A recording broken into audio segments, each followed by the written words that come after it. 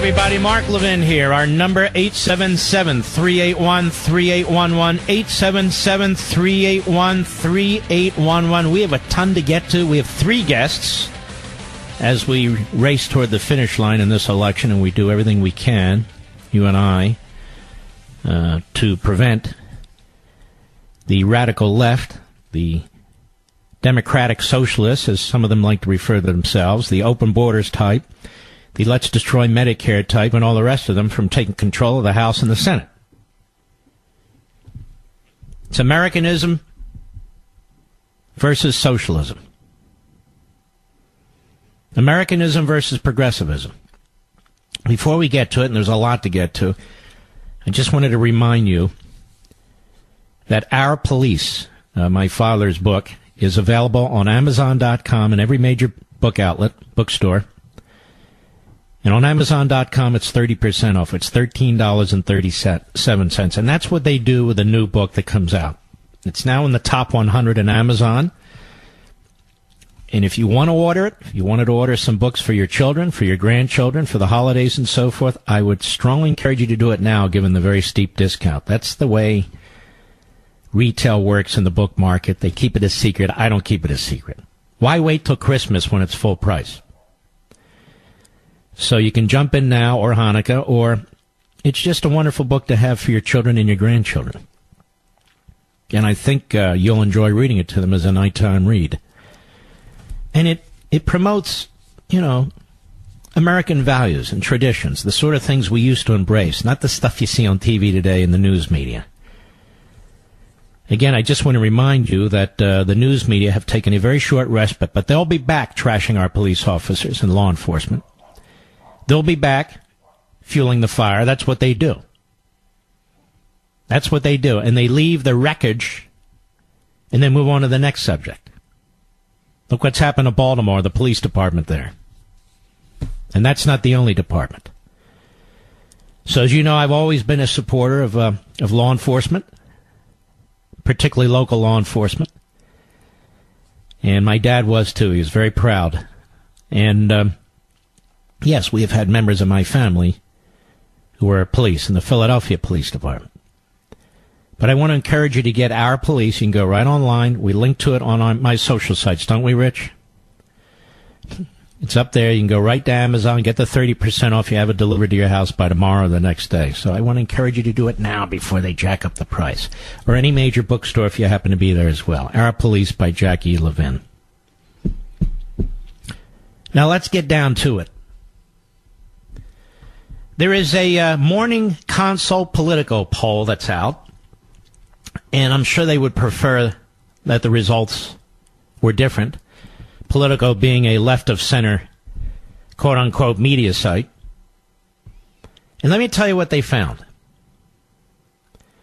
They did this poll of 2,543 voters. It was conducted between October 25 and October 30, so it's fresh off the presses. And so it would include the mail bomber, this Cesar Sayoc, at least a part of that story, as well as the slaughter at the Tree of Life Synagogue in Pittsburgh. And they asked the question, do you think the media are dividing the country? Do you think Trump's dividing the country? And of course, they didn't ask if Democrats are dividing the country. They never do that. But still, of all the voters they talked to, if you don't divide it into party and so forth, 64% of all voters blame the national news media. 56% Trump. 64% the national news media. If you watch even clips of Don Lemon, who's clearly a bigot in my view, or Steve Schmidt on MSNBC, who's clearly a bigot in my view, that's just my opinion based on what they've said. When you watch some of the guests they bring on, who are bigots, many of them are race baiters. When you watch clips of Joe Scarborough and Mika Brzezinski, the daughter of Zbigniew Brzezinski, had his own issues with Israel. When you look at their constant, repeated references to Donald Trump as Hitler, sometimes nuanced, but most of the time it's a punch in the nose. or you watch contributors or so-called guests on these programs comparing Trump to Stalin, his supporters as neo-Nazis and racists, Trump as a racist. The American people are onto this. It's not Trump calling them the enemy of the people, the fake news, the enemy of the people. We see it. We hear it. We don't need anybody to tell us what's going on. We see what's going on. The president sees it too, and of course he responds to it. A plurality of Democrats, even 46%, said the national media has done more to divide than unite the nation. Of course, 88% attack Trump, and a big percentage of them are no doubt in the media. 80% of Republicans say the media are dividing America. 80% of Republicans. 67% of independents say the media are dividing America. So, what's the media going to do about this? Nothing. They're not circumspect. They won't look in the mirror. They won't pull back on their propaganda, their demagoguery. They're not going to do it. And I'm going to prove to you how this is one of the lowest points for the American press since our founding. The way they talk about a president, Donald Trump hasn't done anything like Hitler or Stalin. Donald Trump hasn't done anything that's racist. You have presidents who have. But Donald Trump's not one of them. A montage was put together by our friends at Newsbusters. It goes on for a few minutes, but I'm going to play the whole thing. And this is only from July 2017 to June 2018. Imagine if we included from June 18 up to right now. But you'll hear CNN, MSNBC, ABC, CBS, Comedy Central. And you really need to hear this. What does this have to do with the election? It has everything to do with the election. They're trying to dispirit you. And they're trying to invigorate the left with their quote-unquote dog whistles. Cut one, go. But I do think that he has very deliberately set up the press as the enemy of the people. This is something that we first heard from Joseph Stalin. This is very dangerous. It undercuts democracy. That is just the emboldening of white bigotry by a white nationalist, white supremacist presidency and his cronies like, Jeff Sessions and Stephen Miller and all the other white nationalists that he's empowered. Well, if anybody is issuing demented words of violence and death, I would say it's the President of the United States. I mean, it's quite a pass we've come to when the leadership of a country like Iran seems more stable and rational than the President of the United States. And it is astonishing how he has become such an effective and destructive virus created by Vladimir Putin. The world witnessed a betrayal the likes of which we've never seen. America's president sided with its enemy today. Donald Trump talks like a racist, thinks like a racist, makes statements like a racist, conjures emotions that give succor and support to white supremacists and white nationalists. He has emboldened white supremacists to come forward. He's inciting through mass rallies and constant lying fervor in a political base. He scapegoats minority populations and affixes blame to them for every problem the country faces. He alleges conspiracies of nefarious forces that is fundamentally illiberal, deeply un-American, and frankly could be straight out of Munich circa 1928. He will be forever remembered as the president who traumatized little children. That's his brand now. He's the president who purposefully traumatized babies and children. And he traumatized them for his political gain, or to look strong, or to look like Kim Jong-un. If you vote for Trump, then you, the voter, you, not Donald Trump, are standing at the border like Nazis, going, you here, you here. And I think we now have to flip it, and it's a given the evilness of Donald Trump. This whole administration, it's like a Liam Neeson Taken movie. Like, these guys are terrorists, right? They're constantly taking hostages, whether it's CHIP, whether it's DACA, whether it's the asylum. They have no problem taking kids and putting guns to their heads and then demanding the rest of the country do what they want them to do. Until we recognize that we are operating with a white nationalist government that will take children hostage to get what they want. I call this a concentration camp for kids because that's exactly what it's turning out to. I know children are being marched away to showers. I know they're being marched away to showers, or they're being told they are, just like the Nazis had said that they were taking people to showers and then they never came back. Look at this mendacious, relentlessly lying, bigoted, ill-informed person that we have. He goes out there and whips up like it's a Mussolini rally, and yes, that's what I said. It's our responsibility to call out those times when constitutional norms are being challenged. Those times when the President of the United States actually channels Joseph Stalin and calls the media the enemy of the people. This is not the party of Lincoln, the party of Nixon, or even the party of Reagan. This is the party of D.W. Griffith. This is the party of the KKK and the party of Trump. Our president is a disturbed person, and he's behaving in ways that are simply inexplicable. He's completely detached from reality.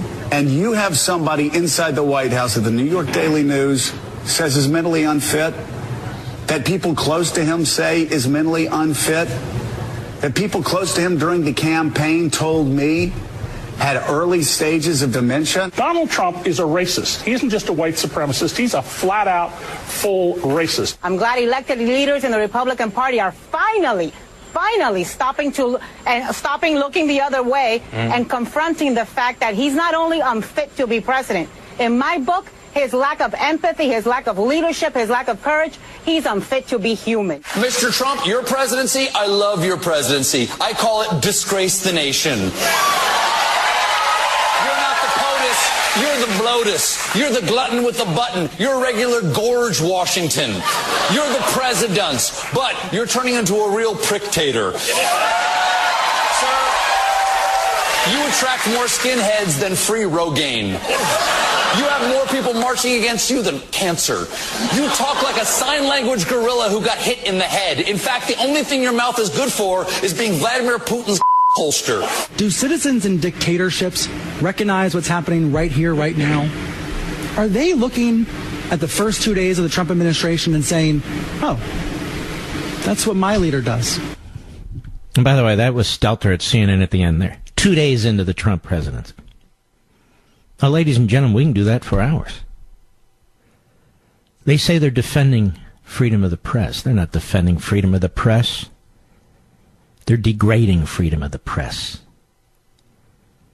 They're destroying the press. And Time Warner, which owns CNN, Comcast, which owns NBC and MSNBC, they obviously are very proud of what's taking place here. Have you ever in your lives heard the media, and the media include the anchors, the reporters, their chosen guests, their chosen contributors, have you ever heard them talk like this about Louis Farrakhan? Robert Byrd? Ever? No, you haven't. President Trump has not done a thing that deserves this kind of big lie propaganda, where they just say anything and everything they can possibly think of, and it drips off their lips. And it drips off their lips. Some of them let the cat out of the bag as they really focused on you. Those of you who listen to this program and other programs who are not progressives. They're red-blooded Americans who embrace the Constitution, the Declaration, proud of America, proud of America. This is what this election's all about, ladies and gentlemen. That's the force that wants to take over the Congress. That's the force that wants to replace the Republican majority in the House. That's the force that wants to control the Supreme Court. The only thing that can stop them is you. The only thing that can stop them is you. And not just you voting, but making sure 4 or 5 or 6 others vote too. Now, I see Oprah Winfrey is campaigning for a radical nut job who's running for governor of Georgia. She said she reached out to Stacey Abrams. She didn't reach out to John James, who's an American hero, a veteran, a combat veteran, a successful small business, and who embraces individual liberty in the Constitution. You see, the Democrat Party says it supports minorities. No, it doesn't. It supports leftists of all stripes. Of all stripes. I'll be right back. Mark Levin. I want to show you how out of control the media are, even beyond those 5 minutes that you just heard. Dwight Eisenhower is considered a fairly moderate Republican, right? I'm not talking about his term as a general. That's a totally different issue. Many today would call him a rhino, an establishment Republican. So he wasn't considered a movement conservative, but he's a pretty good president, though, I'd say, wouldn't you? You heard much negative about Eisenhower, Rich? Eisenhower, when he became president of the United States, issued an order to his military under a program he called, not me, he called Operation Wetback. And they systematically rounded up 1.3 million illegal aliens in the country, the United States military, with the assistance of various law enforcement agencies. 1.3 million illegal aliens. And they were expelled from the United States. 1.3 million. Donald Trump is trying to prevent people from coming here illegally who aren't even here yet. And he's compared to Hitler and Stalin. His administration's compared to the Third Reich. He's called a racist. I just want to give you a little bit of context so we vote on Tuesday and get the hell out and do it. You see, I have something most in the media do not have. Knowledge and integrity. In the 1960s, Cesar Chavez, lauded and celebrated by Barack Obama, lauded and celebrated by immigration organizations, Democrats, the media. Well, Cesar Chavez, one of the founders of the United Farm Workers, UFW, that's a farm worker union, vehemently opposed illegal immigration. He argued it undermined his efforts to unionize farm workers and improve working conditions and wages for American citizen workers. That used to be the position of our unions in this country. Now, the UFW even reported illegal aliens to the Immigration and Naturalization Service, INS back then. They would send their members out under cover of darkness, contact the INS, and tell them where they saw people sneaking across the border. In 1969, Cesar Chavez led a march, accompanied by Ralph Abernathy, who was the right-hand man, before his assassination, of course, of Martin Luther King. And he became president of the Southern Christian Leadership Conference. And Senator Walter Mondale, who ran for vice president, a longtime liberal Democrat in the Senate, along the border with Mexico, protesting the farmers' use of illegal immigrants. Were they racists? Was Cesar Chavez of Mexican heritage? Was he anti-Mexican? Was Ralph Abernathy one of the great warriors of the civil rights movement? Was he a racist? Why do the media conceal this information? Because they want you and Donald Trump to feel like there's something wrong with you. Because they want to paint Donald Trump as a racist, as a bigot, which he's not. And he hasn't done anything that would make their point. That would make their point. Donald Trump was never in the 1960s down there on the border.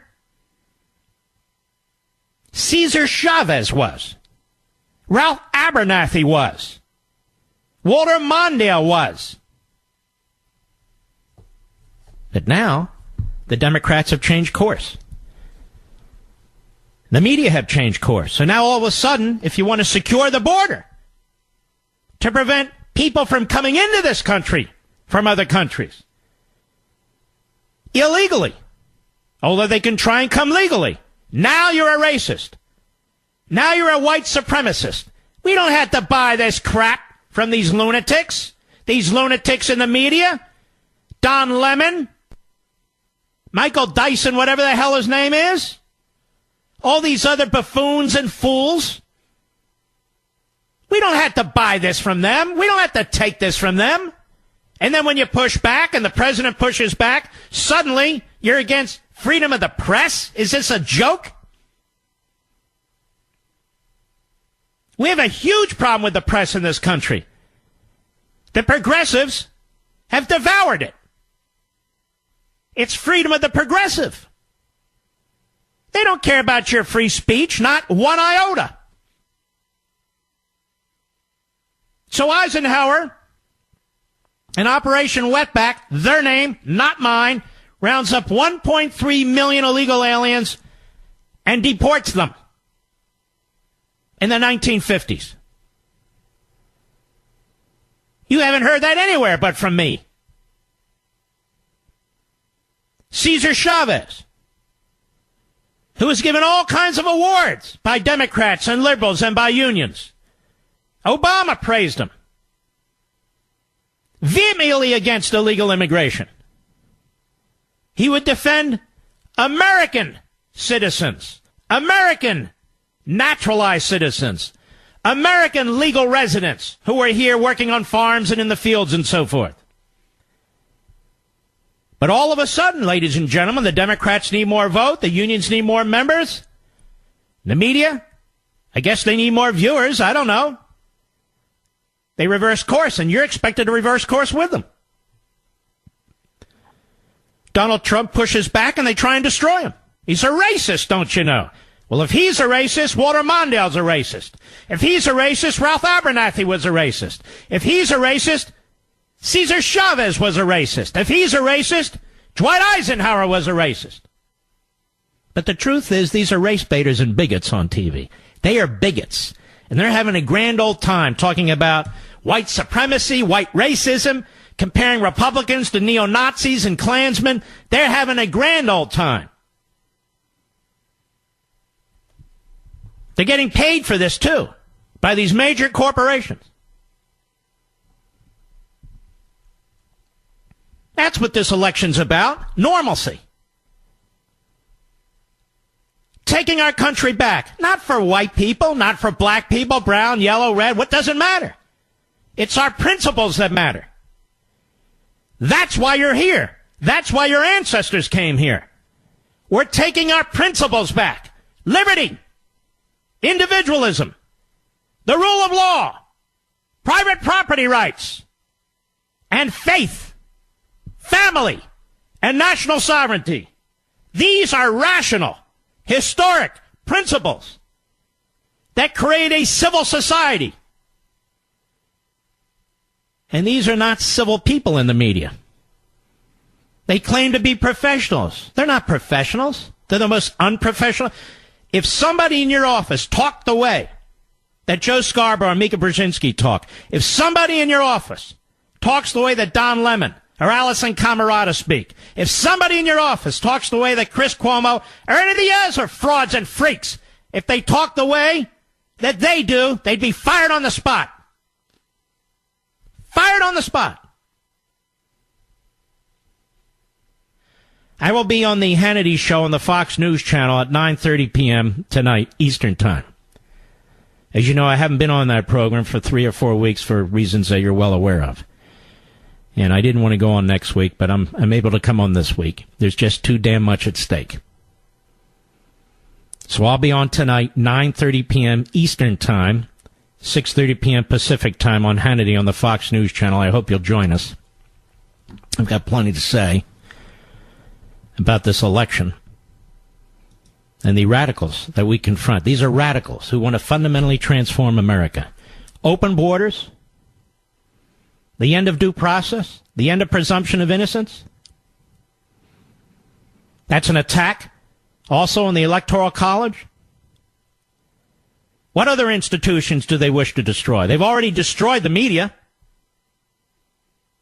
We used to have patriots in the media. The founding of the nation, we have patriots. Thomas Paine was a pamphleteer. He would be considered a newfangled media type, maybe a blogger, maybe a guy running a website. Who's the Thomas Paine today at CNN? Who's the Thomas Paine today at MSNBC, at CBS, NBC, ABC, the New York Times, the Washington Post? Are you kidding me? These are Tories, like British Tories. It's a disgrace. Of course this election's crucial. President might have another choice on the Supreme Court. President's trying to secure, these are basic things. He's not doing anything radical. He's not doing anything extreme. He wants to secure our border. He wants to enforce our immigration laws. He didn't even write the immigration laws. He inherited them. He's trying to rebuild our military in the face of what China's doing. China's effectively declared war on us 2 days ago. He undid the Iran deal because he doesn't believe giving $150 billion to a terrorist state that threatens to blow us off the face of the earth is a particularly good idea. He's trying to roll back regulations so you can live your life like a free human being and make your own decisions like an adult. He's trying to roll back taxes. So you wake up early in the morning, you work hard at night. You deserve to keep most of what you get, not people on the dole who didn't earn it, and then you're being told as a moral imperative you got to give a big chunk of your income to some stranger who hates your guts anyway. But the media are worse than that. The media are actually worse than that, ladies and gentlemen. Now, what do I mean? Well, you have a candidate running in Florida, and I'm going to keep pulling up information about this candidate, Andrew Gillum. Andrew Gillum has joined forces with anti-Semites. And the media are pretending he hasn't. He's got a long record of joining these people through the Dream Defenders. And we've pointed it out here repeatedly. Others have pointed it out here repeatedly. And yet he's still endorsed by newspapers in Florida. And Adam Credo over at the Free Beacon, he points out Democratic Florida gubernatorial candidate Andrew Gillum's ties to radical anti-Israel groups are more extensive than previously reported, according to information obtained by the Washington Free Beacon. Gillum, who's running in a hotly contested race against Representative Ron DeSantis, has connections to several organizations that have sponsored anti-Israel events and promoted the boycott, divestment, and sanctions movement, or BDS, an anti-Semitic movement that wages economic warfare on the Jewish state. Why isn't Don Lemon reporting on this? Why isn't Oprah Winfrey speaking up against this? I'm quite serious. And they're not the only ones. How come this isn't an issue on the Morning Joe? Gillum's ties to such groups have set him apart from DeSantis, who's been firmly pro-Israel in Congress and has vowed to block Israel boycotts as Florida's governor. The state is home to a large contingent of Jewish voters who could help tip the balance in the vote in DeSantis' favor. But a lot of these people are left-wing. One pro-BDS group, Dream Defenders, has publicly endorsed Gillum, calling him one of the most progressive candidates in the country. Dream Defenders, a Florida-based advocacy group that has emerged as a leader in the Black Lives Matter movement, supports efforts to abolish U.S. Immigration and Customs, that's ICE, and is intertwined with backers of the BDS movement, which has made common cause with the Black Lives Matter movement. Dream Defenders often criticizes Israel for perpetrating what it claims is a genocide of the Palestinians. It also has led at least 2 delegations to Palestine in recent years. Palestine is the state of a continued settler colonial project, the state of Israel. Dream Defenders writes on its website, employing language used by many anti-Israel groups to delegitimize Israel. These are the Jew haters. The colonial project was born out of a political ideology called Zionism, established in the late 19th century. Jew haters. But while Gillum has stated that he is loosely affiliated with Dream Defenders, the group's founder, Philip Agnew, considers Gillum part of the movement. Says, I met Andrew Gillum while I was a student leader at Florida A&M University. Now, why am I reading this? Because you're not going to hear it anywhere else. Agnew stated in an August interview, I wound up being student body president. Andrew Gillum, who'd been student body president, had also run and become the youngest commissioner in the city of Tallahassee at that point. His office was right off of campus, and it was in 2003, after seeing posters of millions of people who had descended on Tallahassee, led by Andrew Gillum as student leader in the Arrive with 5 March for affirmative action, that I really learned that the role as a student leader at Florida A&M is not one that is just concerned with the campus, but you are concerned with the lives of the people of the state of Florida. And Andrew taught me that in 2003. So in 2012, Agnew continued, when we started this organization, it was really with a model of what Andrew has led for many, many years in the state. We like to say Andrew Gillum isn't a friend of the movement. He's part of the movement. Now, on one of its trips, a couple of years ago, Dream Defenders employed convicted terrorist Mahmoud Jeddah, convicted terrorist, as a tour guide. A one-time member of the Popular Front for the Liberation of Palestine. Ladies and gentlemen, brothers and sisters in Florida, Jew and Gentile, are you out of your mind? You're going to vote this guy as your governor? This is the most radical man running for statewide office anywhere. And when you consider who's running in Arizona for the Senate, and who's running for governor in Georgia, and who's running for the Senate in Texas, that says something. That says something. This is a bad dude. And no, pal, not because of your race, but because you're a bad dude. You know, our media today more and more, you know what they remind me of? Of the old Soviet media. Task and Pravda. Not the free press. They have groupthink. They say pretty much the same things, and what they say is truly awful as they push to fundamentally transform America and to fundamentally destroy the president who you elected, while they demean you. If you haven't voted, make sure you do on Election Day. I'll be back. Hello, everybody. Mark Levin here. Our number, 877-381-3811. 877-381-3811. So there's Oprah campaigning. Where's Phil Donahue? Is he campaigning, Mr. Producer? And Jerry Springer, where is he these days? All Democrats, all liberals. There's an African-American running for the Senate in Michigan. None of the African-Americans in media or in entertainment or in Hollywood that I'm aware of, if there is, it's rare, are running into Michigan to support him. Why is that? There are many women candidates running as Republicans. Where are all the women from the media, from Hollywood, from entertainment? Why aren't they backing them? Where are they? You know exactly where they are. They're nowhere, and there's a reason for it, because they're ideologues. You've got a man running for governor in Florida. The media will not call out. The media will not call him out. They will attack Donald Trump for a statement he says here or there that they don't believe is strong enough, or it's inarticulate, and they will say he's a supremacist, a white supremacist, that's a dog whistle to the Klan. So sick, so ridiculous. The father of a Jew, the grandfather of Jews, the greatest friend Israel's ever had, and you're supposed to swallow this and actually believe it.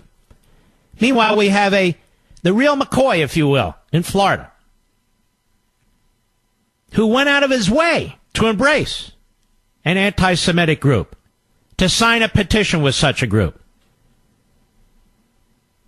And bit by bit comes out a week before the election, 2 weeks before the election, and it's not given any voice by Jake Tapper, by Wolf Blitzer. Both of them are Jewish, by the way. By other individuals in the media?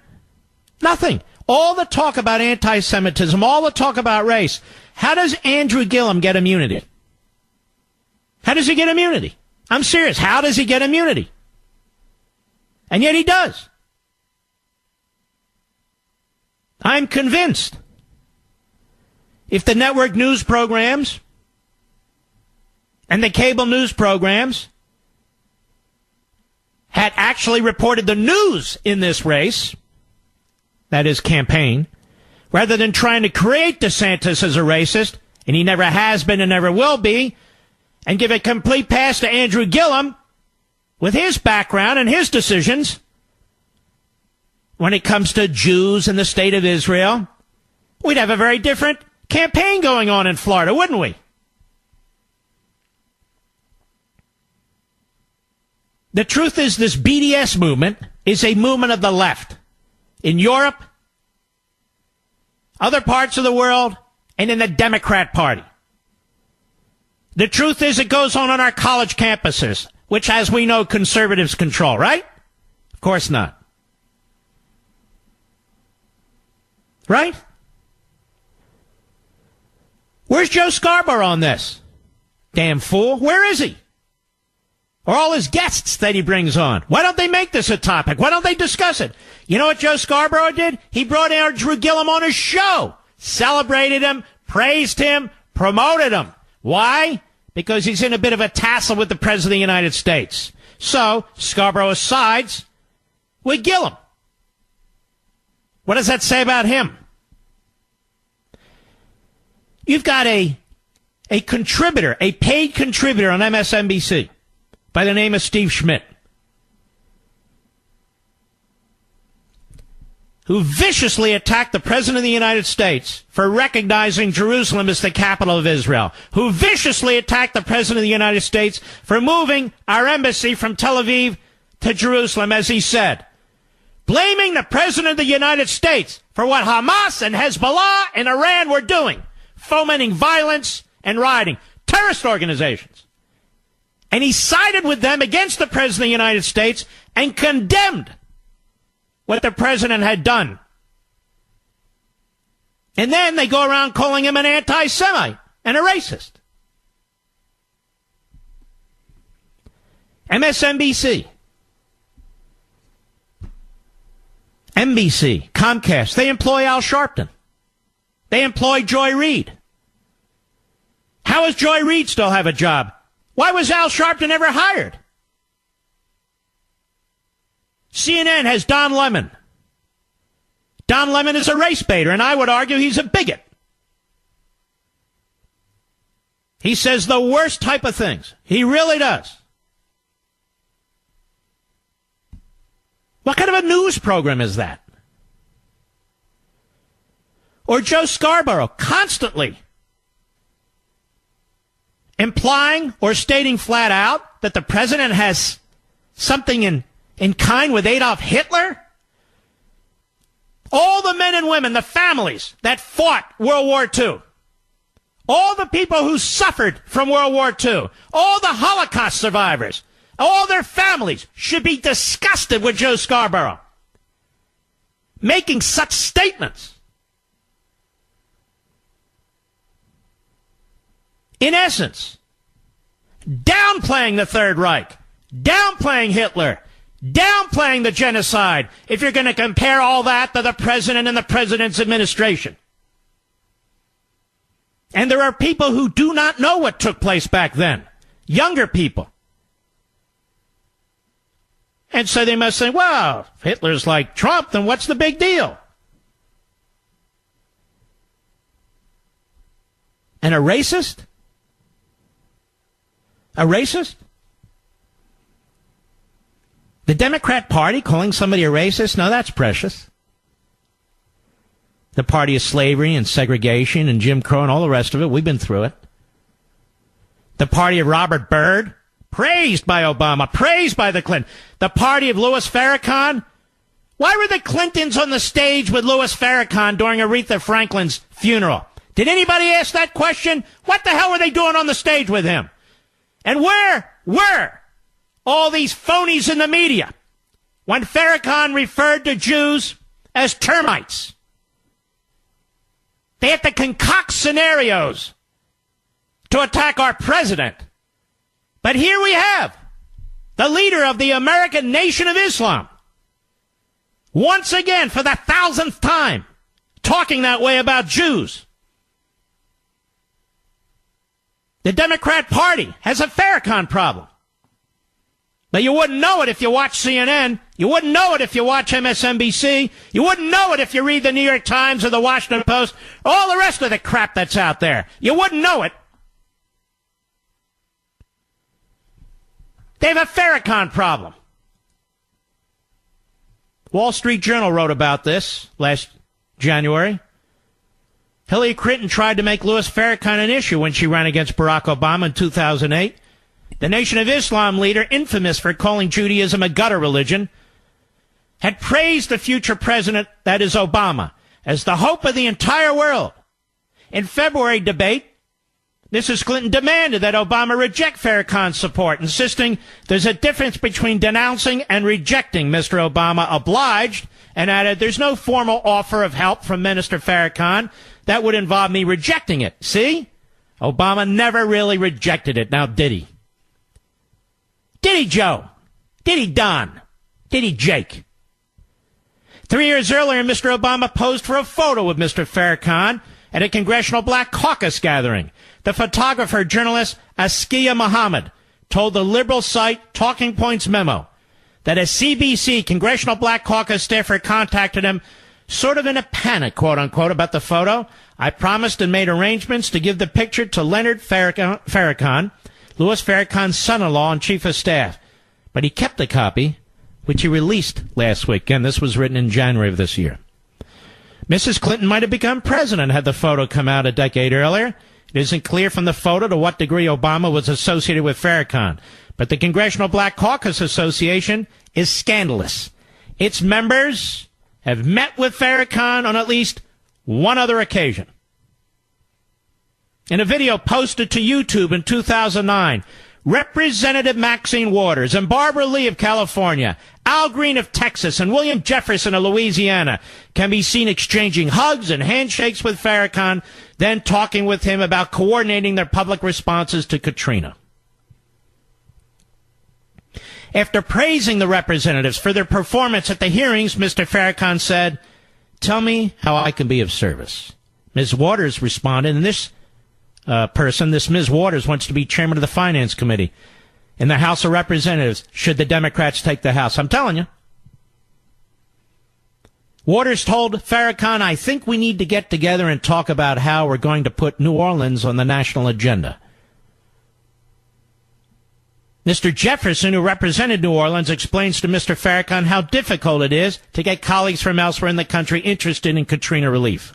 Mr. Farrakhan tells the group that, quote, this is where the battle lines need to be drawn, but without a force that creates the political will, their efforts would be wasted. The video ends with Mr. Farrakhan describing Katrina as a judgment from God, akin to the biblical plagues. Farrakhan went much further in a sermon titled, A People Robbed and Spoiled, which he delivered that weekend at St. Augustine Church. Quote, your problem is you're not now nor have ever been a citizen of the United States of America, he told the congregants.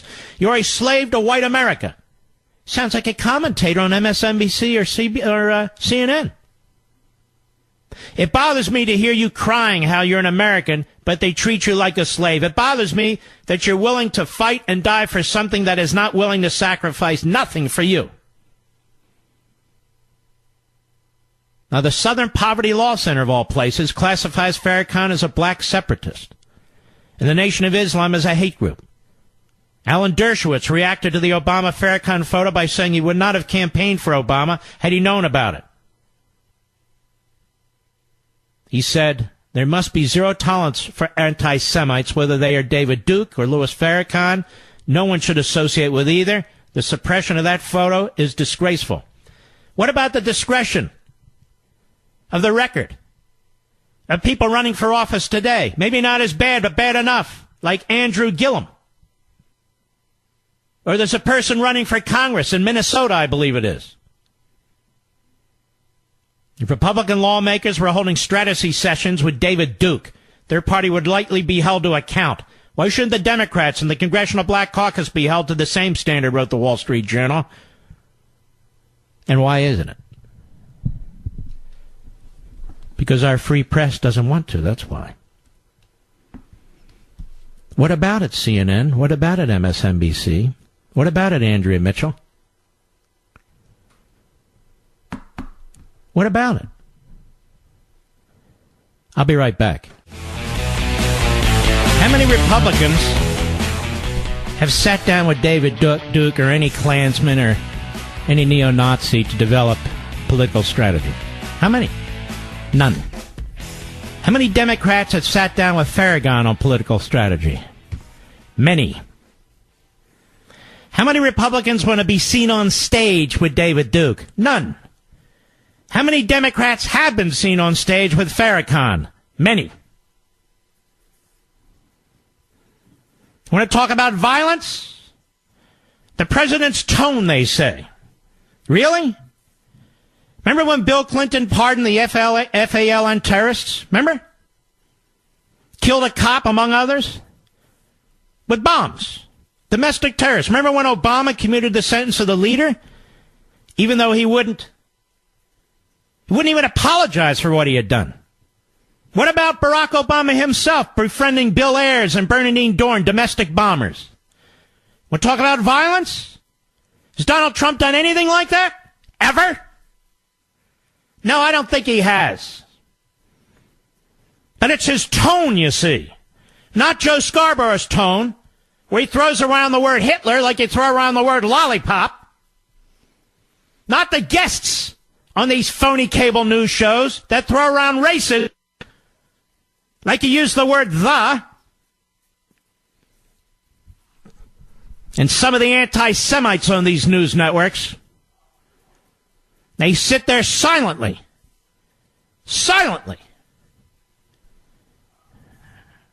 Unbelievable. Let's go to Harry, Las Vegas, Nevada, the great KDWN, KDWN. Go. Hey, Mark, how you doing? Go right ahead, sir. Yeah, I was just curious how the anti-Semitism on our campuses, higher education, is never reported. It's over 70%. It's an epidemic, but because it's coming of left-wing bastions, it's not reported. I remember when I was, probably a good 10 years ago, I was in college in L.A. I had a professor who announced that he had to criticize an Israeli operation in Jericho, and he compared it to the Nazis' invasion of Warsaw. So me being a Jewish man and a veteran of the Israeli army, I took him to task, point by point, put him into his place, and all he could do, beyond cry, was say that I took him out of context. Yeah, of course. But it's such a bully pulpit. What about when Hamas, backed by Hezbollah and Iran this last time around on the Gaza Strip, was shooting rockets and had these fire kites in order to try and start these massive fires? We're pushing 30, 40, 50,000 people in Palestinians in the Gaza Strip to charge the fences and everything, and the Israelis were trying to keep them back. What about the American media then? Yep. Attacking Israel all the time. Hamas has fired more rockets into Israel from that little enclave than the Germans fired into Britain throughout World War II. Yeah, Jake Tapper's reporting is atrocious. The media's reporting is atrocious. And Hamas does this in order to effect the reporting in the United States because they know what a bunch of propagandists they are. All right, my friend, thank you for your call. Where's my music again? Same song. Do you have it there? The Mark Levin Singers. No, I'm just kidding. It's a good song, don't you think? Don't forget, I'll be on Hannity, 9:30 p.m. Eastern on Fox, 6:30 p.m. Pacific. Where are you going to be on Tuesday? Well, I got a proctologist appointment. Getting hair plugs. Picking up my cleaning. No. First thing in the morning, where are you going to be? If you have a state where you can't vote early, where are you going to be? The first one in line to vote. Who are you going to bring with you? Well, if you have a spouse, you bring your spouse. If you have kids who can vote, you bring them. If you have grandchildren who can vote, you bring them. You tell your colleagues, you'll meet them there for coffee. Tell your neighbors, let's go. Let's go. Let's go. And say what's left of this country. I'll be right back. New Jersey has been plagued with a senator by the name of Bob Menendez, who escaped by the skin of his teeth a federal sentence. And it seems to me the FBI is always trying to chase this guy down, Menendez. At a minimum, he's a hugely unethical individual who's always skating on the edge. And he's up against Bob Hugan, who's a businessman and an ethical man who's running as a Republican and actually is a shot at defeating Menendez if you folks turn out and vote on Tuesday. Bob Hugan, how are you, sir? I'm doing great, Mark. Great to be with you. Well, tell us why the people in New Jersey who haven't voted but will vote on Tuesday, why many of them who are Democrats should vote for you, many of whom are independents should vote for you, and why the Republicans should vote for you. Well, Mark, New Jersey deserves better. Here's a guy who's been in Washington for 25 years, 16 years with a Democratic president, and we're dead last. We get the least back from Washington to any state, and he's just an embarrassment. You think about it, it's hard to get bipartisan things done in Washington, but he did it with the Senate Ethics Committee, Democrats and Republicans, right. Violated federal law, abused the power of his office, disgraced the Senate. I was born and raised in New Jersey. I left New Jersey to go to the Marine Corps. I came back 27 years ago, raised my family here. Both my sons are in the Marine Corps. My daughter works at Chobani Yogurt in Manhattan. We have a great family. We're proud of New Jersey. It's time to do better for New Jersey, to restore honor and dignity and integrity to the office. New Jersey's taxes, whether it's property taxes, income taxes, sales taxes, they're always like the highest in the country or close to being the highest in the country. I have a family that lives in New Jersey. We spend a lot of time in New Jersey, being from Philadelphia and so forth. The people in New Jersey are great people. Why do they get politicians like this? I have to tell you, Mark, you're starting to find one of the reasons why our campaign is resonating, because I've done over 500 campaign events, been everywhere in this state, and the people are realizing, oh my God, somebody's listening to us. We actually can possibly do better, and maybe there's some hope and light at the end of the tunnel. The unaffordability of New Jersey is tearing families apart. Seniors are leaving. We already have the fastest rate of outmigration of 18 to 34-year-olds. I think the people of New Jersey, this is sort of the last inflection point, and said maybe we can turn this around. Otherwise, we're headed to implosion. But the people of New Jersey are excited, saying, "Oh my God, here's a Jersey guy who's going to finally put us first, and we got to make it happen." So the momentum is just so palpable, and Tuesday's going to be a great day. Well, tell us how it looks on the ground there in New Jersey. Yeah. We stopped polling, I think, yesterday or the day before, because we've set our plan in for the last 5 or 6 days. We cut a couple of new commercials to make sure people know who I am and who he is, and the contrast. And the tone in the field is spectacular. I'm in Jackson, New Jersey now, with a great group of people. Just going to do a get out the vote kickoff in a few minutes after we're off the phone. I just in Monmouth. I was in so many places across the state all day long. People really have the feeling of excitement. Our latest poll, the last poll we did, we were up 2. And that's in a state where you have 925,000 more registered Democrats and Republicans. And in this election, I probably only need 1.2 million votes to win. That's how fed up they are with this guy, how embarrassed they are, how much he's failed the people in New Jersey. People are just really excited about and hopeful for change now. Do you have early voting in New Jersey? We have accelerated the vote by mail program. It's not early voting, but you don't have to have a reason. You can just request vote by mail. So we're going to have, I think, upwards of 20% that will vote early on vote by mail. It's moving in that direction, but it's vote by mail now. And for the first time in a long time, Mark, we're going to have a challenger in every precinct, 6,000 something precincts in New Jersey, because we're going to make sure this is a fair election and the people's will is spoken. Because Tom Kaine Sr., who's been helping us, said, "Listen, Bob, I won my first election by 1,700 votes. You got to make sure that everything's done right here so every vote gets counted fairly." Well, what about that? Do you think every vote will be counted fairly? Well, we had to sue Middlesex County because they didn't want to adhere by the Democratic Attorney General's guidance on how to deal with vote by mail applications, and then we had to threaten to sue them again because of the way that they were going to actually tear off the bottom of the vote by mails by not doing that in a bipartisan way. So we've had to be on top of it, and fortunately, we've got a great team of people that are just focused on doing the right thing. So. We have to, the oversight we've had to have is just intense, but, I have to tell you, the Democrats are as embarrassed as Republicans that Bob Menendez is their candidate. It's like saying, we made a mistake here. This is just embarrassing to us. I've had so many Democratic endorsements, so many independents saying, we can do better. You're a Jersey guy. You're gonna, I don't do any special interest questionnaires. I won't fill out any special interest questionnaire.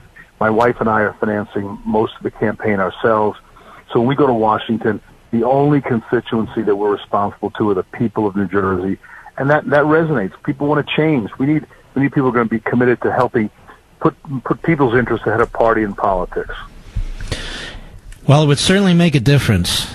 They haven't elected a Republican senator from New Jersey in like 40 years. Isn't that correct? 46, 72 was the last one we elected. And I have to tell you, Mark, I'm helping some of the other good Republican candidates all over the country because they're desperate. I think Schumer today announced another $2 million. They're close to $10 million against me from Schumer's majority PAC and for the Democratic Senatorial Committee. And so we're helping, whether it's Josh or Kramer or hopefully Heller and Rick Scott in Florida, taking some of that Schumer money and saying they're putting it $10 million against me in New Jersey. And so we're going to win anyway because they're desperate. The people of New Jersey know they deserve better and going to get better. So, but we're helping everybody by forcing them to put a lot of money here into New Jersey, which was totally unexpected. And I know the television market's very expensive. It's the Philadelphia market and the New York City market, correct? Yeah, and we've been out there to make sure people know who this guy is because when we started this campaign, only a third of New Jerseyans even knew he had been indicted by the Obama Justice Department for bribery, and that his self-proclaimed best friend, a Florida ophthalmologist, had been convicted of 67 counts of felony counts of defrauding Medicare, and Menendez had helped advance that Medicare fraud by lobbying HHS.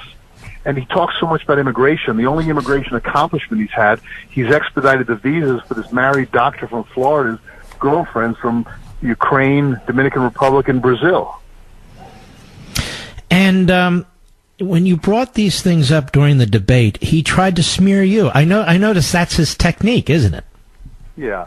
Listen, I tell you, I've been fortunate in my life. First in my family to go to college, the only person in my college class to go in the Marine Corps. I went to a company that had 6 weeks of cash left, and we've turned that around into a great anti-cancer leader in the world. I'm proud of what I've done in my life. There's nothing I'm embarrassed about.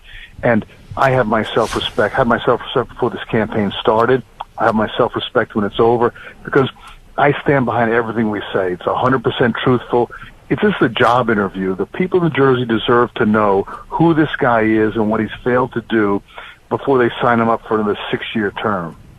Mm-hmm. So if people around the country want to help you and people in New Jersey want to get out and vote for you, what's your website? Thanks, Mark. It's bobhugin.com, BOBHUGIN.com. And we're just excited about the volunteers. Everything's going strong. We'll appreciate all the help anybody gives us, but we get the vote out, we're going to win. All right, Bob Hugin, we wish you all the best. I really hope that happens on election night because that'll tell us a lot about the electorate right now. God bless you, sir. Hey, thank you, and God bless all the listeners, and appreciate all your support. You bet. You take care. Bob Hugin. Bob, B-O-B, obviously, Hugin, HUGIN.com. Bob Hugin, HUGIN.com. Wouldn't it be wonderful if he took out Menendez? I'm not saying he is a Reagan conservative. You know, you got to look at some of these states and understand what we're dealing with here. They haven't had a Republican senator in 46 years. He sounds like he has a lot of common sense to me, doesn't he, to you, Mr. Producer? And I don't think he's going to rip off Medicare the way Bob Menendez did in his ophthalmologist buddy, do you? Apparently he's self-made. He doesn't need to mess around in that area. Menendez has also had other issues with women, or should I say girls? I don't know. Guy's a complete sleazeball. And yet Schumer and the boys are pouring in millions and millions of dollars to save him. Why? Because he's a sure vote. That's why. Now, let me show you the hilarity here. Bob Menendez voted against Brett Kavanaugh for the Supreme Court. The allegations against Brett Kavanaugh were not supported by a syllable of fact or evidence. Nothing. Zero. People still run around and say, that Dr. Ford, she was credible. No, she wasn't. She was completely unbelievable, as I said at the time. And I'm the only one that had the guts to say it. You don't accuse somebody of something you don't have a scintilla evidence and all the witnesses you point to turn against you. The hell kind of crap is that? Meanwhile, Menendez, with his hand in the cookie jar, votes against Kavanaugh. There's your difference, New Jersey, right there. And he brings home the bacon. No, he doesn't. If that's what you're all about. No, he doesn't. You just heard Bob Hugan. You people in New Jersey, you realize how ripped off you are by this one-party state crap? You realize how ripped off you are? Your property taxes are through the roof. Have you tried to sell your house lately? Yes, and we're going to move to Florida and vote for Andrew Gillum. Yeah, I bet. Yeah, we're going to escape the tax state, this New Jersey. Then we're going to go to Florida and vote for a guy who's going to put us an income tax in. That's what we'll do. People all around the country have opportunities here to make a huge difference. All over the country have an opportunity to make a huge difference now. You really do. Many, many states. And I hope you take advantage of it. If not for your sake, for ours, because all these people vote on issues that affect all of us. I don't have a lot of time left, but we have a number of callers waiting. Let's go to Chris, Los Angeles, California. 870 The Answer. Go. Hi, Mr. Levin. This is Christine from Los Angeles, California. We were part of the Operation Wetback. In 1956, my father, my mother, and my sister, and my brother and myself, we were anchor babies. We were both born right here in Los Angeles, California, and we were deported for 1 year to Mexico as punishment. But my father turned himself in instead of letting the military sweep him up. So I think our punishment of 1 year was a lot less than what most people got. Most people got 2 years of punishment to be able to come back. So basically, because he turned you all in, they said, all right, you're out of here for a year, and then you can get in line and apply legally. Right. Well, the family was out of the States. We were in Mexico in our grandmother's home. But my father was allowed to come back and work because he had already purchased a house here in Torrance, California. So my father was allowed to come back here and work. And they gave him a residency so that he could work with a federal ID number. But the family stayed out of the United States. Even though my brother and I were citizens, we were out of the United States for 1 year. And this was under Dwight Eisenhower, correct? Oh, yes, 1956, because I was born in 55 and I was only 1 year So now old. we have a president who's saying, hey, look, these people haven't even stepped foot in the United States yet. Right. And he's saying, no, you can't do that. And he's being called a racist. And you know what? He is not. I love President Trump. Okay? I believe in everything he's doing. And he's doing what's right. People need to come back legally. My father had to pay a lot of fees, and we did our time. Let everybody else do their... And now you're a successful American story, Christine, correct? What'd we do, hang up on her? All right, she left. We'll be right back. Hello, everybody. Mark Levin here. Our number, 877-381-3811, 877-381-3811. Ladies and gentlemen, you're on the right side of history. No civil society can survive open borders. None has. None will. We're a nation state. We have borders. Borders are to be respected by foreigners. If foreigners want to visit our country, they need permission. If they want to come here permanently, they need permission. If they want to be citizens, they need permission. That's the way it works. Except if you want to destroy America from within. If you don't believe in the Constitution, if you want rule by judges, if you want to trash law and order, police, if you want to weaken our military, this is the poison from within that Lincoln talked about, that Joseph Story talked about, that Jefferson talked about, and so many have talked about. That is, if this nation is to fall, it will fall from within, much like Rome did, much like Athens did. A big, strong nation, the greatest economy on the face of the earth, the greatest military on the face of the earth. Nobody can defeat us but ourselves. That's what this election is about. Do you want to remain the greatest nation on the face of the earth? The greatest republic? With freedom? Unalienable rights? Or don't you? Or don't you? Not all these Republicans are great. I know this. Of course I know this. But I can't think of one of these Democrats running that I want to be voting on the future of this country and the future for my children and grandchildren. I can't think of a single one. So radicalized has the Democrat Party become. Where are the Scoop Jacksons? There aren't any. Where are the Patrick Moynahans? There aren't any. Where are the Zell Millers? There aren't any. Instead, we have Bernie Sanders and his acolytes, who campaigns against the country, who campaigns against the civil society, who campaigns against the private sector,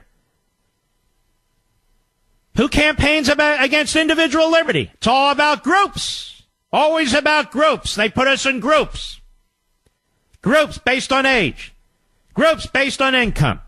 Groups based on religion. Groups based on skin color. Groups based on genitalia. Groups based on what you do with your genitalia. That's what they're all about. They don't view you as individual human beings. But that's exactly what you are. And that's why this nation was founded. That's why we have a Constitution and a Bill of Rights. That's why the Declaration talks about unalienable rights. We are not a systemically racist society. Or all these people south of the border wouldn't be coming here, now would they? And all the people in this country who claim such things wouldn't be staying, now would they? Blasphemy after blasphemy. And now they have an entity through which they operate, the Democrat Party. They have succeeded, finally, in taking over the Democrat Party. This is why we fight. This is why the election's important. This is why the media are viewed as a divisive force in America by 64% of those who were surveyed by Politico.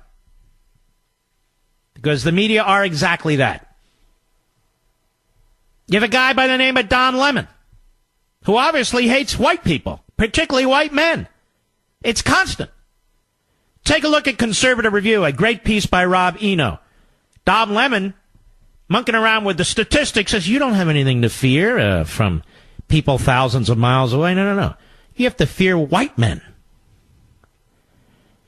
And he pulls out these ridiculous statistics. Well, over at Conservative Review, they have real statistics, and they counter Don Lemon. But here we are. Don Lemon drags us through the dirt. Drags us through the dirt. And he's still employed. Still employed. And he's not the only one. You've got other miscreants and malcontents, like Nicole Wallace over there at MSNBC. Vile. Like Steve Schmidt. Poisonous. Like Chris Matthews. Mr. Spittle on his lips. A disgrace. A throwback to Tip O'Neill's days and Jimmy Carter's days. Violence, they say. They're concerned about violence. Their criticism of Antifa is always very passive and very rare. Antifa is a Marxist militia movement. It is violent. It trains its members to be violent. The Black Lives Matter movement in Dallas, Texas. There they are protesting. 5 cops murdered. And we're told, don't connect the two, don't connect the two, don't connect the two. Yet Donald Trump is connected to a Jew hater who slaughters 11 Jews in synagogue as they're praying. A righteous Gentile is Trump. Israel's best friend in the presidency ever. With a Jewish daughter and a Jewish son-in-law and Jewish grandchildren, and somehow they tie him to this. Not Farrakhan, not the Democrats who campaign with Farrakhan, not the Democrats who are on stage with Farrakhan. Trump. Violence. When Bill Clinton pardoned FALN terrorists who murdered 4 people and injured 44 people. And Obama commuted the sentence of the leader, even though he wouldn't renounce violence. I don't remember people saying that sets the wrong tone, you know. Or Obama befriended Bill Ayers and Bernardine, you know who they were? The Weather Underground, a domestic terrorist organization. The SDS. The SDS wasn't violent enough, so the Weather Underground broke away from the SDS. And the Weather Underground, these were bombers. And Bill Ayers was involved in that. And Bernardine Dorn, too. And they were buddies of Barack Obama. I don't think Donald Trump has any such buddies, do you? Oh, keep the tone down, don't you know? Obama opens an embassy in Cuba, a police state that tortures, kills, imprisons political prisoners and journalists. Was he criticized for that? No, he was praised for it. Trump would never open an embassy in Cuba, but he moved our embassy from Tel Aviv to Jerusalem. For this, he's attacked. Now look at the difference. Obama opens an American embassy in Cuba, a genocidal police state, for which he's celebrated. Trump moves our embassy from Tel Aviv to Jerusalem, recognizing Jerusalem as a fact, the capital of Israel, which all these other presidents running for office promised but didn't follow through. And Trump created violence, don't you know? According to this bigot, this Steve Schmidt over on MSNBC. But Obama, no, good guy. Good guy. Trump trying to prevent foreigners from coming into this country illegally. You need to get permission to come in here as a guest. You need to get permission to come in here as a permanent resident. You need to get permission to be a citizen. That's what sovereignty means. That's what a nation state is. Otherwise, a nation collapses when it can't define itself geographically or otherwise. Cesar Chavez understood this in the 1960s, the founder of the United Farm Workers Union. Obama praised him and celebrated him. He ordered his members to patrol the southern border at night and report illegal aliens to the INS. Was he a racist? How absurd. 1969, as I said, Chavez, Ralph Abernathy, who'd been Martin Luther King's closest confidant, and then Senator Walter Mondale, apparently another racist. They led protests at the southern border against illegal immigration. But the media, they don't give you any context. They don't talk about that. No. You see Trump trying to prevent people from coming here. It's a stunt, you know. And Eisenhower actually rounded up 1.3 million illegal aliens and had them bussed, trucked, flown over the southern border. 1.3 million. Do they call Eisenhower a racist? Was he pulling a stunt? Well, that's whataboutism. It's history. It's context. Trump hasn't done any of this. What Clinton did, what Obama did, what Eisenhower did, he's actually been, believe it or not, very responsible in his actions. Very. I'll be right back. Mark Levin. It's a pleasure to have on the program a very solid congressman from Wisconsin who's in a big fight in the 6th Congressional District. Glenn Grothman, how are you, my friend? Glad to be on this show. You're right. We have quite a fight going on here. Now, tell us what's going on. Well, I'm running for election for the third time. It's a mildly Republican district. I normally should be in good shape, but of course this is a tough year. And worse, my opponent is a guy by the name of Dan Cole, who, first of all, is involved in the Cole fortune. Is the nephew of a longtime U.S. Senator Herb Cole, who was around. But even more, he used to be the political director of something called J Street. And I think your listeners are familiar with J Street. As political director for J Street, his job was to collect donations from around the country. Well, let me set the stage. Somebody may not. J Street is one of the most virulently anti-Israel front groups in the world, certainly in the United States. And it gives cover to these Israel haters. You, on the other hand, even though you don't have the biggest Jewish population in your district, you are a big promoter of the United States and its relationship with Israel. So now you're being targeted by this organization, among others. Go right ahead.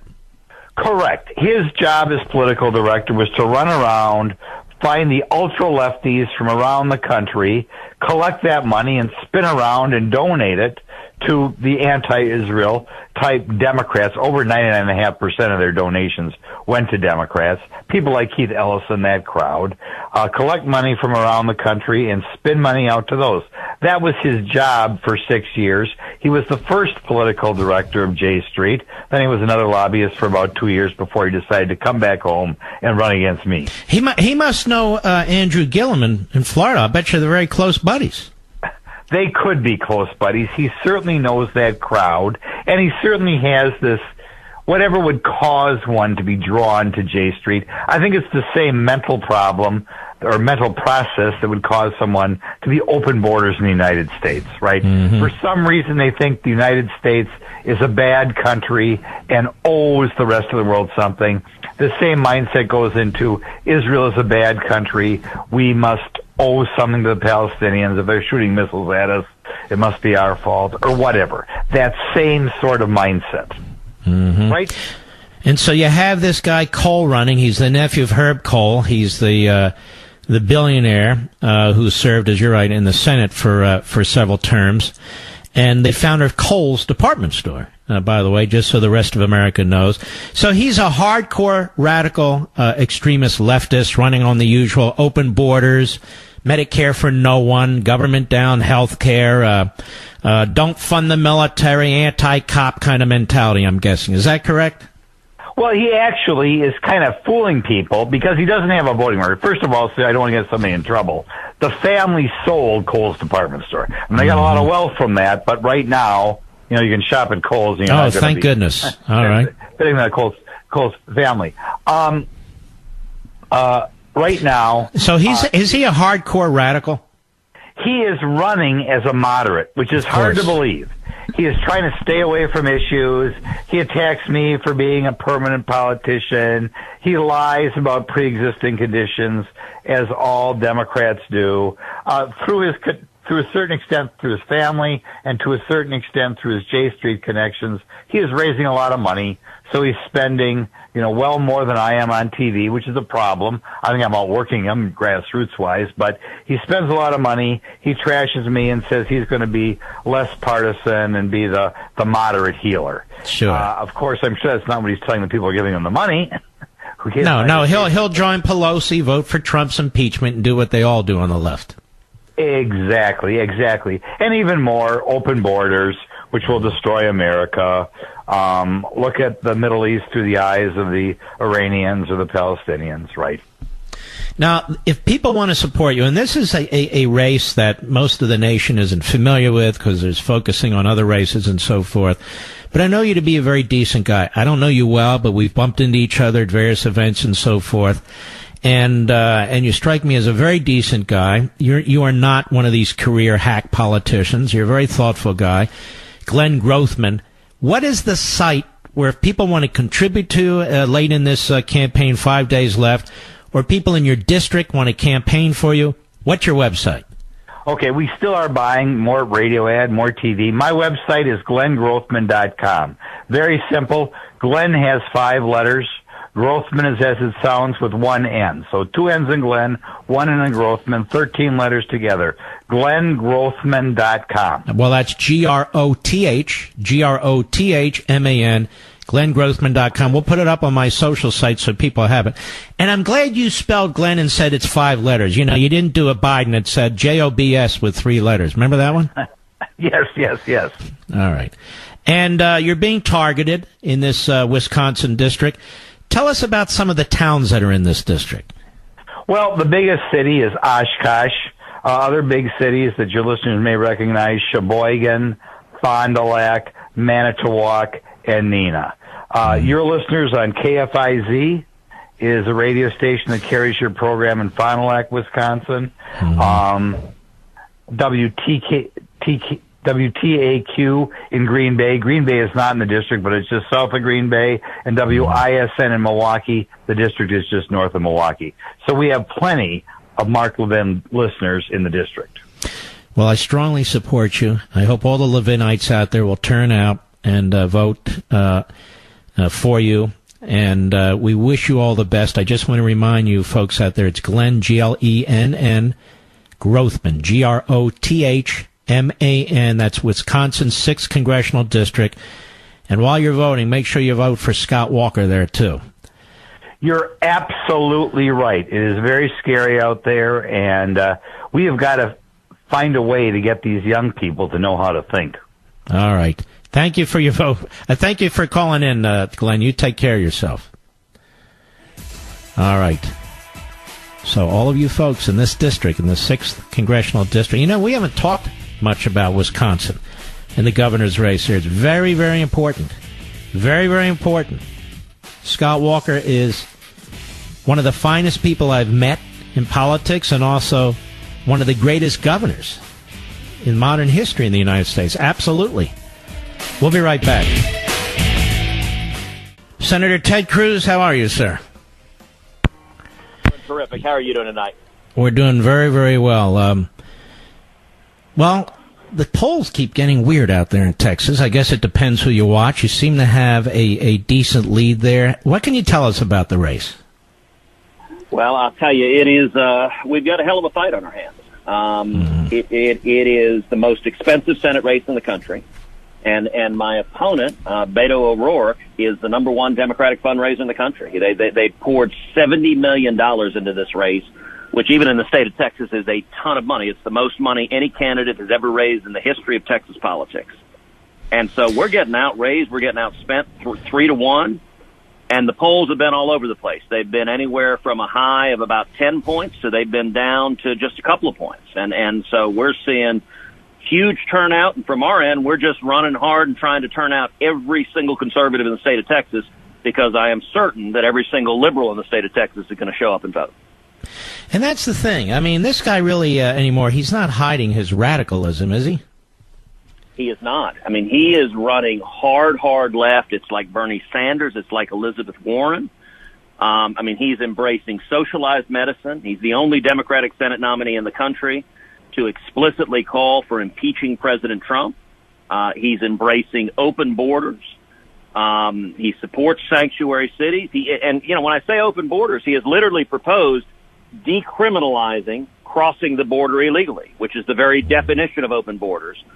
And that's why Hollywood liberals and liberals all over the country are flooding his campaign with cash. You know, where Beto made his big national debut is where he gave this speech praising the NFL protesters during the national anthem. And he said he could think of nothing more American than taking a knee and protesting during the national anthem. And Hollywood swooned. Ellen DeGeneres had him on our show. Stephen Colbert had him on his show, and that they're flooding cash into the race because he is running an Elizabeth Warren-style campaign in the state of Texas. Tell me about your campaign. Do you have a good ground game, and how is that going? We do. We've got enormous excitement and enthusiasm on the ground. I'm right now in the middle of a giant double-decker bus. We've been doing a bus tour for 2 weeks, barnstorming the state. We've been every part of the state. I'll tell you, a couple days ago, we were down in the Rio Grande Valley. We were seeing enormous enthusiasm. We had 2,000 people come out in Harlingen. We had 2,000 people come out in Mission. We had over 1,000 people come out in Laredo. And so I'm encouraged that there's a lot of excitement on the ground, and the question is is a turnout question. Every liberal in the state is energized, they're angry, they hate President Trump, and they're showing up in massive, massive numbers. And the big question is, do we break through? Do we break through and get the common sense conservative voters, the voters with just basic conservative values who aren't living politics, who right now the economy's booming, their job is going well, they're going to church, they're raising their kids, and they're not sitting every night watching Fox News. They're not, I'm sorry to say, listening to Mark Levin. But we need, those West Texas oil field voters whose values are with us to show up and vote. And our big challenge is to get every single one of them to realize if we don't show up and vote, Texas can turn blue. And God forbid we wake up the day after the election and find an Elizabeth Warren-type leftist representing the state of Texas. I think the consequences for Texas and the country would be horrific. Well, let me say this to the people who are listening, because we are all over Texas. If you haven't voted yet, please do. Make sure you vote on Tuesday, and that's not even enough. You got to bring 4, 5, 6 people with you, or make sure 4, 5, 6 people in your family, your circle of friends, your colleagues, your neighborhood, that they vote. And you got a lot of congressional elections, House elections going on there, too, like our buddy Chip Roy and so forth. So it's very, very important. I mean, if we can't carry you, Ted Cruz, in several of these congressional districts in Texas, we're going to have a hell of a bad election midterm, aren't we? It could be a bloodbath, and it's very possible that Texas decides control of the House of Representatives, that Texas decides whether Nancy Pelosi is Speaker. And if Pelosi is Speaker, the next day the House begins impeachment proceedings, not just of Donald Trump, but of Brett Kavanaugh also. I mean, I think if they win by being radical and extreme, they'll get more radical and extreme, and there are good 4 or 5 congressional seats that are on the edge in Texas. So if we do our job, if we turn conservatives out statewide, we'll win those congressional seats up and down the ballot. If we don't turn conservatives out, we could lose the House in Texas. And so this is a battle. I'm all in. We're going around the clock, but it's going to take, and I'll tell you, for anyone in Texas, you can vote on Election Day, but you can also, tomorrow is the last day of early voting. Let me encourage you, come out and vote on Friday, early vote, and then spend the next 4 days trying to get your friends and family to come out and vote too, because this is all hands on deck, a $70 million assault from the left on the state of Texas, and we've got to stand up and fight it back. So, for you Levinites out there, tomorrow's voting day, okay? And if you happen to miss it, then it's Tuesday. But I agree with the senator here. You got to be your own precinct captain. You got to be an activist. All you Tea Party folks out there, Reaganites, all you Levinites out there, you remember the way it was. You need to really kick butt. You really need to get out there. Now, if people want to contribute to your campaign and defeat Robert Francis O'Rourke, where do they go? So the website is tedcruz.org. It's tedcruz.org. And I got to tell you, over the last 6 years, every time I've gone on your show, the Levin surge as conservatives across the country go to tedcruz.org and contribute has been massive. And this is an instance where we really need it. We are literally being outraised and outspent 3-1. So every dollar that comes in gets immediately deployed to informing and turning out conservatives. And we're at the final moments of the battle right now. It's an enormously expensive state. You got a lot of metropolitan areas, plus you need to reach all the suburbs and the rural areas, so you're having to throw money in every direction, aren't you?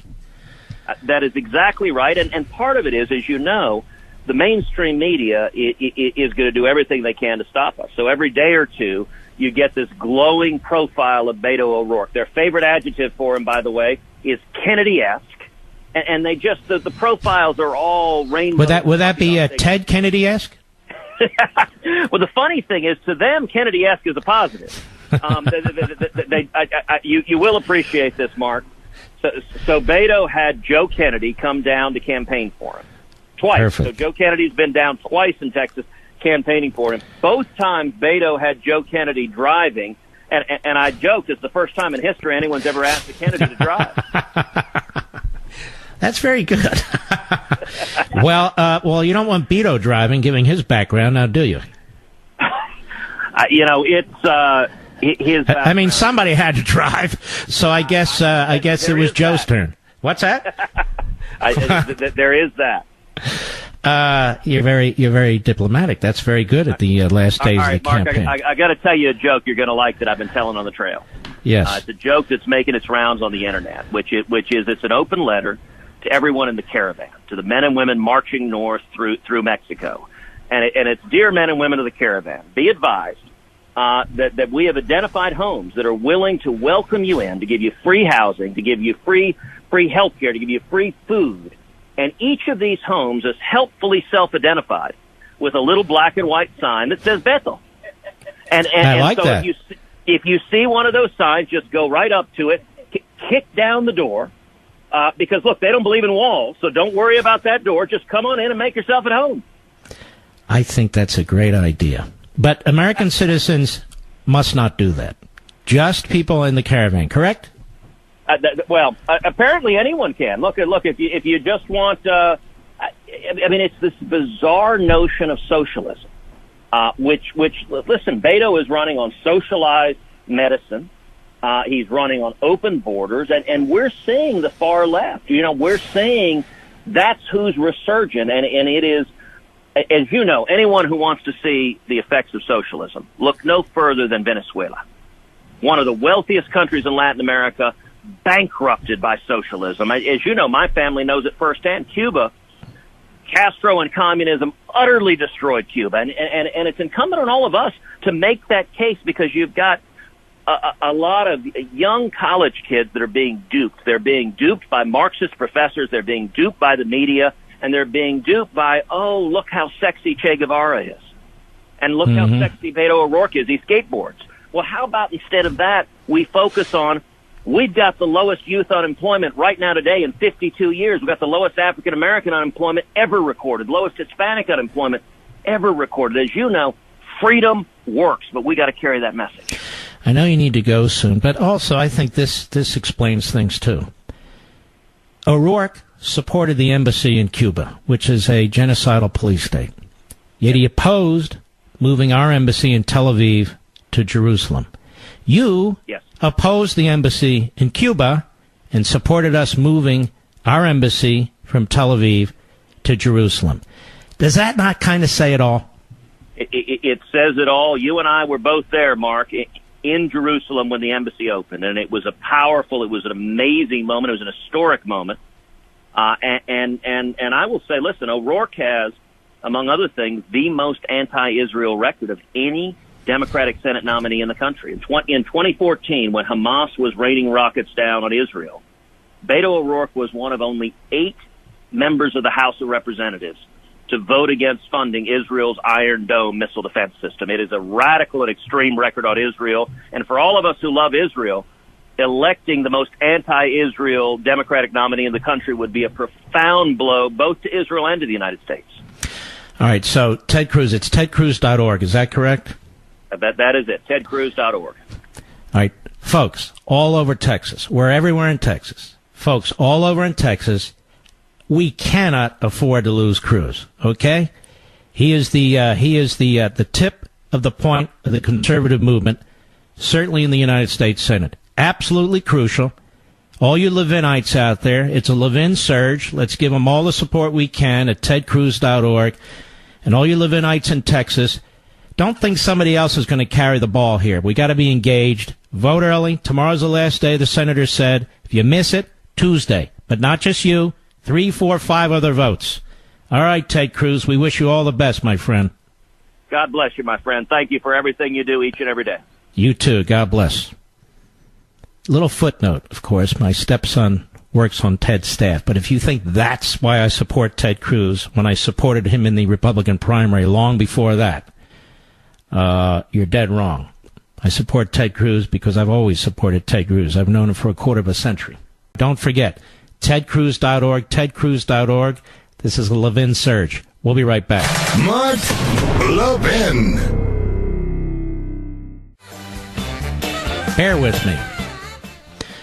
All you Texans, you're going to vote tomorrow, right? All you Levinites? Early voting ends at the end of tomorrow. Otherwise, Tuesday. Bring out as many patriotic Republican Texans you can. It's time to crush Beto and the leftists. Hit it!